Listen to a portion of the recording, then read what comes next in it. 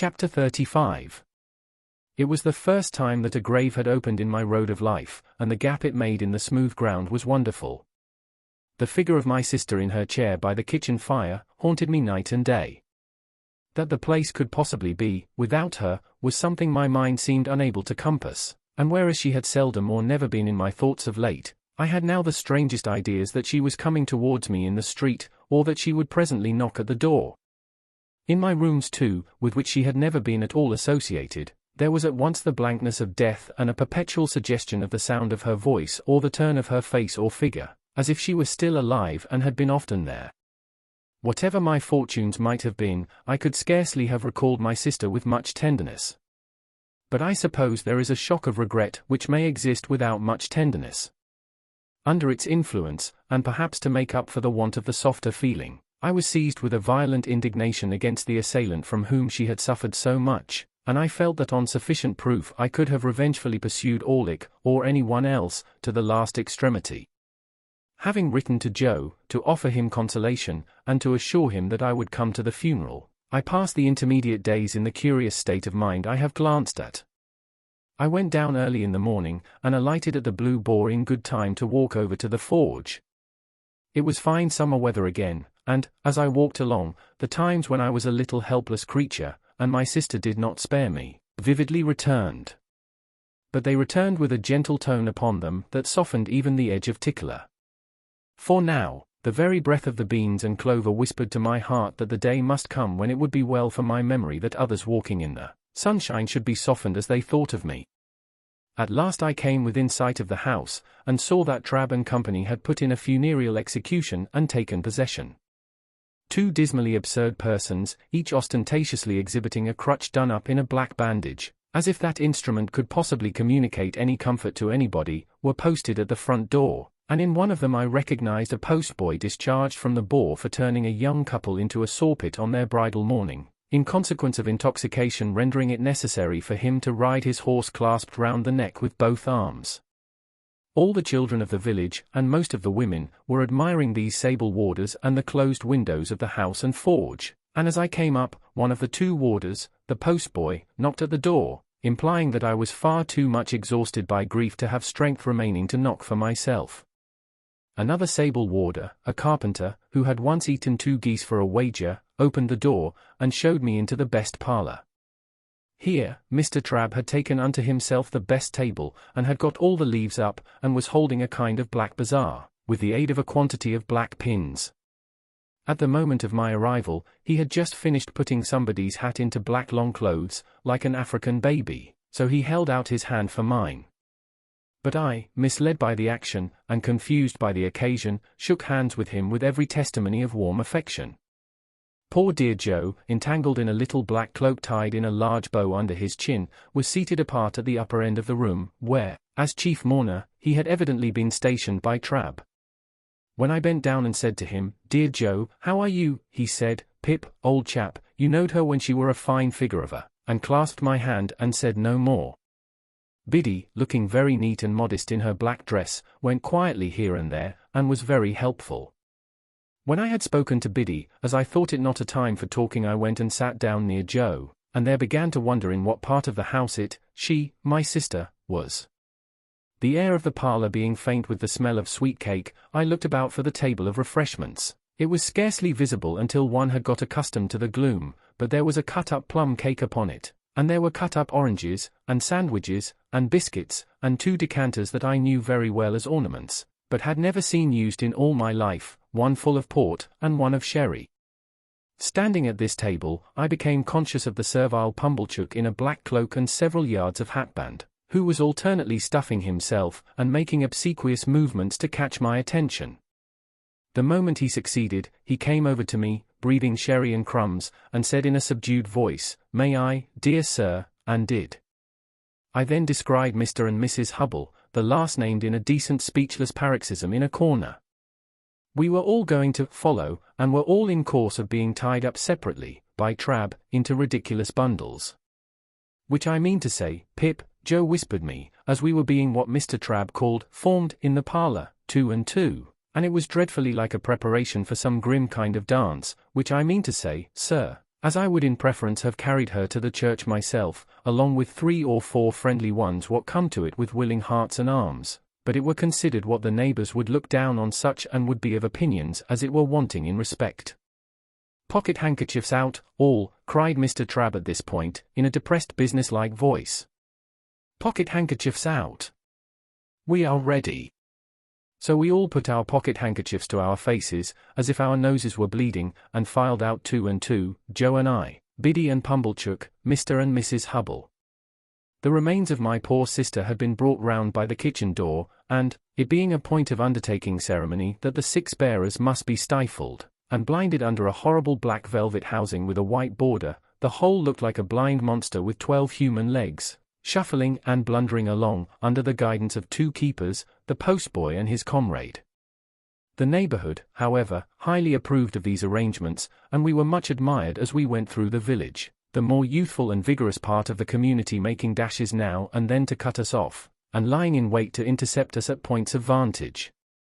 At such times the more exuberant among them called out in an excited manner on our emergence round some corner of expectancy, "Here they come! Here they are," and we were all but cheered. In this progress I was much annoyed by the abject Pumblechook, who, being behind me, persisted all the way as a delicate attention in arranging my streaming hatband, and smoothing my cloak. My thoughts were further distracted by the excessive pride of Mr. and Mrs. Hubble, who were surpassingly conceited and vainglorious in being members of so distinguished a procession. And now the range of marshes lay clear before us, with the sails of the ships on the river growing out of it, and we went into the churchyard, close to the graves of my unknown parents, Philip Pirrip, late of this parish, and also Georgiana, wife of the above. And there, my sister was laid quietly in the earth, while the larks sang high above it, and the light wind strewed it with beautiful shadows of clouds and trees. Of the conduct of the worldly-minded Pumblechook while this was doing, I desire to say no more than it was all addressed to me, and that even when those noble passages were read which remind humanity how it brought nothing into the world and can take nothing out, and how it fleeth like a shadow and never continueth long in one stay, I heard him cough a reservation of the case of a young gentleman who came unexpectedly into large property. When we got back, he had the hardihood to tell me that he wished my sister could have known I had done her so much honour, and to hint that she would have considered it reasonably purchased at the price of her death. After that, he drank all the rest of the sherry, and Mr. Hubble drank the port, and the 2 talked, which I have since observed to be customary in such cases, as if they were of quite another race from the deceased, and were notoriously immortal. Finally, he went away with Mr. and Mrs. Hubble, to make an evening of it, I felt sure, and to tell the jolly bargeman that he was the founder of my fortunes and my earliest benefactor. When they were all gone, and when Trabb and his men, but not his boy, I looked for him, had crammed their mummery into bags, and were gone too, the house felt wholesomer. Soon afterwards, Biddy, Joe, and I, had a cold dinner together, but we dined in the best parlour, not in the old kitchen, and Joe was so exceedingly particular what he did with his knife and fork and the salt cellar and what not, that there was great restraint upon us. But after dinner, when I made him take his pipe, and when I had loitered with him about the forge, and when we sat down together on the great block of stone outside it, we got on better. I noticed that after the funeral Joe changed his clothes so far, as to make a compromise between his Sunday dress and working dress, in which the dear fellow looked natural and like the man he was. He was very much pleased by my asking if I might sleep in my own little room, and I was pleased too, for I felt that I had done rather a great thing in making the request. When the shadows of evening were closing in, I took an opportunity of getting into the garden with Biddy for a little talk. "Biddy," said I think you might have written to me about these sad matters." "Do you, Mr. Pip?" said Biddy. "I should have written if I had thought that. Don't suppose that I mean to be unkind, Biddy, when I say I consider that you ought to have thought that. Do you, Mr. Pip?" She was so quiet, and had such an orderly, good, and pretty way with her, that I did not like the thought of making her cry again. After looking a little at her downcast eyes as she walked beside me, I gave up that point. "I suppose it will be difficult for you to remain here now, Biddy dear?" "Oh, I can't do so, Mr. Pip," said Biddy, in a tone of regret but still of quiet conviction. "I have been speaking to Mrs. Hubble, and I am going to her tomorrow. I hope we shall be able to take some care of Mr. Goggery, together, until he settles down." How are you going to live, Biddy? If you want any mo. How am I going to live? Repeated Biddy, striking in, with a momentary flush upon her face. I'll tell you, Mr. Pip. I am going to try to get the place of mistress in the new school nearly finished here. I can be well recommended by all the neighbors, and I hope I can be industrious and patient, and teach myself while I teach others. You know, Mr. Pip, pursued Biddy, with a smile, as she raised her eyes to my face, the new schools are not like the old, but I learnt a good deal from you after that time, and have had time since then to improve. I think you would always improve, Biddy, under any circumstances. Ah. Except in my bad side of human nature, murmured Biddy. It was not so much a reproach as an irresistible thinking aloud. Well. I thought I would give up that point too. So, I walked a little further with Biddy, looking silently at her downcast eyes. I have not heard the particulars of my sister's death, Biddy. They are very slight, poor thing. She had been in one of her bad states, though they had got better of late, rather than worse, for 4 days, when she came out of it in the evening, just at tea time, and said quite plainly, Joe. As she had never said any word for a long while, I ran and fetched in Mr. Goggery from the forge. She made signs to me that she wanted him to sit down close to her, and wanted me to put her arms round his neck. So I put them round his neck, and she laid her head down on his shoulder quite content and satisfied. And so she presently said, Joe again, and once, pardon, and once, Pip. And so she never lifted her head up any more, and it was just an hour later when we laid it down on her own bed, because we found she was gone. Biddy cried, the darkening garden, and the lane, and the stars that were coming out, were blurred in my own sight. Nothing was ever discovered, Biddy? Nothing. Do you know what is become of Orlick? I should think from the colour of his clothes that he is working in the quarries. Of course you have seen him then, why are you looking at that dark tree in the lane? I saw him there, on the night she died. That was not the last time either, Biddy? No, I have seen him there, since we have been walking here. It is of no use, said Biddy, laying her hand upon my arm, as I was for running out, you know I would not deceive you, he was not there a minute, and he is gone. It revived my utmost indignation to find that she was still pursued by this fellow, and I felt inveterate against him. I told her so, and told her that I would spend any money or take any pains to drive him out of that country. By degrees she led me into more temperate talk, and she told me how Joe loved me, and how Joe never complained of anything. She didn't say, of me, she had no need, I knew what she meant, but ever did his duty in his way of life, with a strong hand, a quiet tongue, and a gentle heart. Indeed, it would be hard to say too much for him, said I, and Biddy, we must often speak of these things, for of course I shall be often down here now. I am not going to leave poor Joe alone. Biddy said never a single word. Biddy, don't you hear me? Yes, Mr. Pip. Not to mention your calling me Mr. Pip, which appears to me to be in bad taste. Biddy, what do you mean? What do I mean? Asked Biddy, timidly. Biddy, said I, in a virtuously self-asserting manner, I must request to know what you mean by this. By this, said Biddy.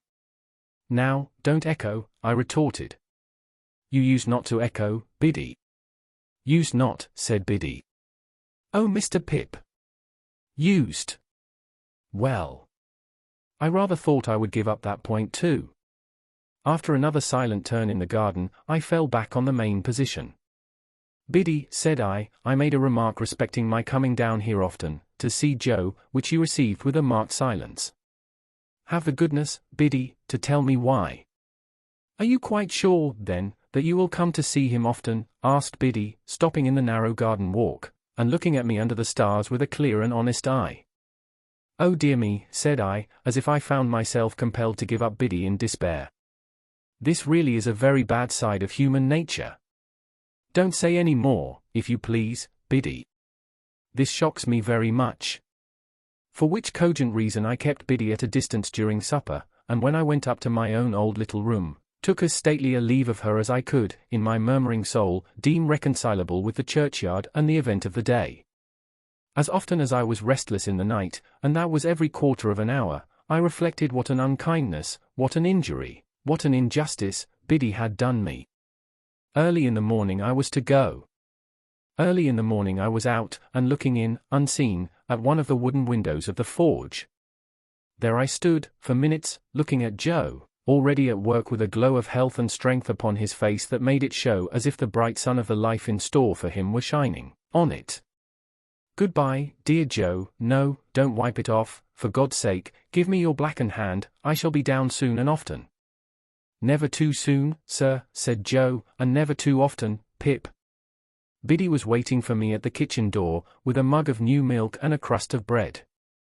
"Biddy," said I, when I gave her my hand at parting, "I am not angry, but I am hurt." "No, don't be hurt," she pleaded quite pathetically, "let only me be hurt, if I have been ungenerous."